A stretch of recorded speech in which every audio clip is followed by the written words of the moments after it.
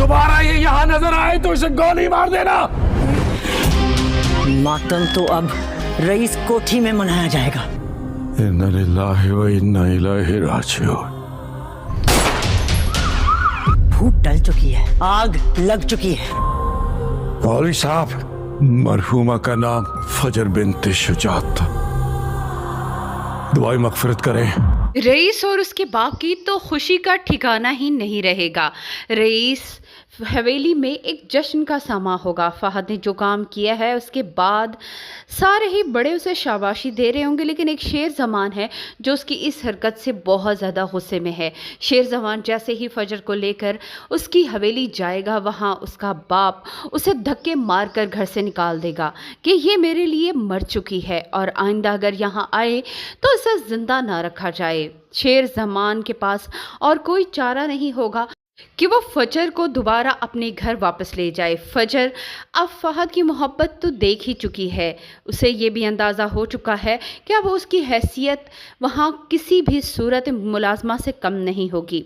मगर शेर जमान उससे वादा करेगा कि वो उसको इज़्ज़त एहतराम से उस घर में रखेगा। यहाँ पर वापस आकर शेर जमान और फहद का अच्छा खासा झगड़ा भी हो जाएगा। दूसरी तरफ फजर की फुप्पो आग बगोला होगी। उसे लगेगा कि जिस तरह से रईस ख़ानदान ने उनकी इज़्ज़त पर हाथ डाला है, अब वक्त आ गया है कि उन्हें इस बात का अच्छे से जवाब दे दिया जाए।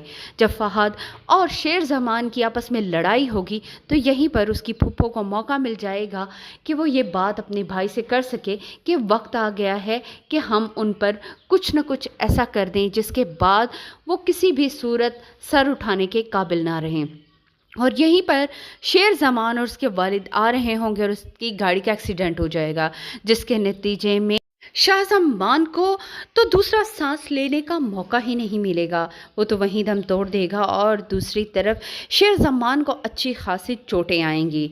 शेर जमान को लगता है कि जो कुछ फहद ने किया उसके बाप की जान गई है। दूसरी तरफ फजर के घर वाले फजर की कुलखानी भी करा देंगे, सब में मशहूर कर देंगे कि फजर मर चुकी है। फजर की माँ अपनी बेटी को इस तरह से जिंदा मुर्दा होते देखकर बहुत ज़्यादा रोएगी, मगर उसके बाप पर ज़रा बराबर इसका असर होने वाला नहीं और उसको भड़काने में उसकी बहन का भी बहुत बड़ा हाथ होगा। फजर बाप से माफ़ी तो मांगने आई मगर उसे माफ़ी नहीं मिल सकी और यहीं पर शेर जमान बहुत ज़्यादा गुस्से में होगा। उसे लगेगा कि हमारे घर की तबाही के पीछे ना ही वो शादी वाले दिन फजर को घर से भगा कर लाता और ना ही इतना सब कुछ होता। आज उसका बाप जिंदा होता और कम से कम फजर भी इज़्ज़त की ज़िंदगी गुजार रही होती। आज जिस तरह वो अपने पूरे ख़ानदान की नज़रों से गिर गई है, ये सब कुछ इसी की वजह से हुआ है। यहाँ पर शेर जमान फजर से वादा करेगा कि वो उसको उसका खोया हुआ मकाम ज़रूर दिलाएगा, वो उसे कभी भी अकेला नहीं छोड़ेगा। इसीलिए वो जाकर उसके दादा के सामने सर झुका कर कहेगा कि फ़जर की कोई गलती नहीं थी, जो गलती थी वो उसके कज़न की थी। यहीं पर अच्छा खासा शेर जमान और फहद का झगड़ा भी हो जाएगा।